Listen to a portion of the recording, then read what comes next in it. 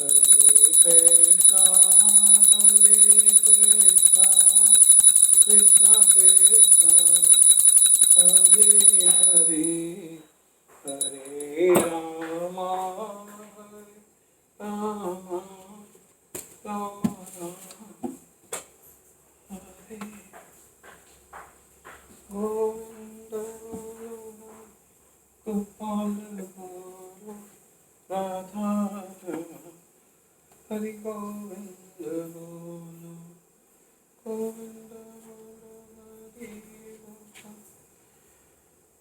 आज हम दूसरे अध्याय के 12वें श्लोक का अर्थ कंटिन्यू करेंगे। न ही गीता का स्पर्श ऐसे लोग कर पाते हैं जो भगवान के अस्तित्व का ही विरोध करते हैं, अतः मायावादियों द्वारा गीता की व्याख्या मानो समग्र सत्य का सरासर भ्रामक निरूपण है। भगवान चैतन्य ने मायावादियों द्वारा की गई गीता की व्याख्याओं को पढ़ने का निषेध किया है और चेतावनी दी है कि जो ऐसे मायावादी दर्शन को ग्रहण करता है वह गीता के वास्तविक रहस्य को समझ पाने में असमर्थ रहता है। यदि अस्तित्व का अभिप्राय अनुभव गम्य ब्रह्मांड से है तो भगवान द्वारा उपदेश देने की कोई आवश्यकता नहीं थी। आत्मा तथा परमात्मा का द्वैत शाश्वत तथ्य है और इसकी पुष्टि वेदों द्वारा होती है, जैसे कि ऊपर कहा जा चुका है। देहिनो अस्मिन् यस्था देहे कौमारम यौवनम जरा तथा देहांतर प्राप्ति धीरस्तत्र न मुह्यति।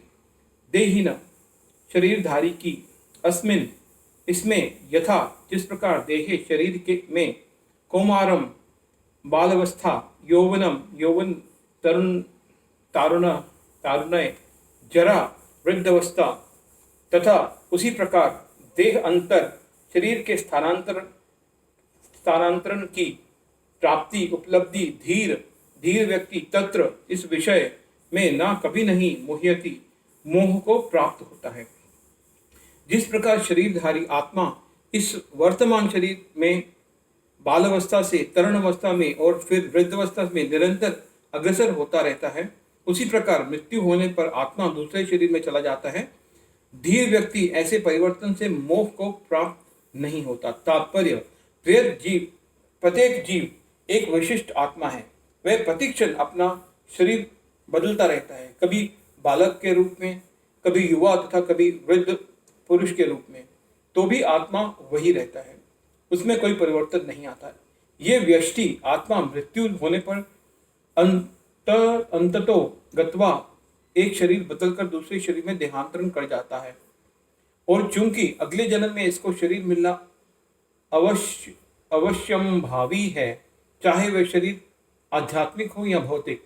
अतः अर्जुन के लिए न तो भीष्म न ही द्रोण के लिए शोक करने का कोई कारण था, अपितु उसे प्रसन्न होना चाहिए था कि वे अपने पुराने शरीरों को बदलकर नए शरीर ग्रहण करेंगे और इस तरह वे नई शक्ति प्राप्त करेंगे। ऐसे शरीर परिवर्तन से जीवन में किए कर्म के अनुसार नाना प्रकार के सुखों भोग या कष्टों का लेखा हो जाता है। क्योंकि भीष्म या द्रोण साधु पुरुष थे, इसलिए अगले जन्म में उन्हें आध्यात्मिक शरीर प्राप्त होंगे, नहीं तो कम से कम उन्हें स्वर्ग में भोग करने के अनुरूप शरीर की प्राप्ति होंगे ही। अतः दोनों ही दशाओं में शोक का कोई कारण नहीं था। हरे कृष्ण।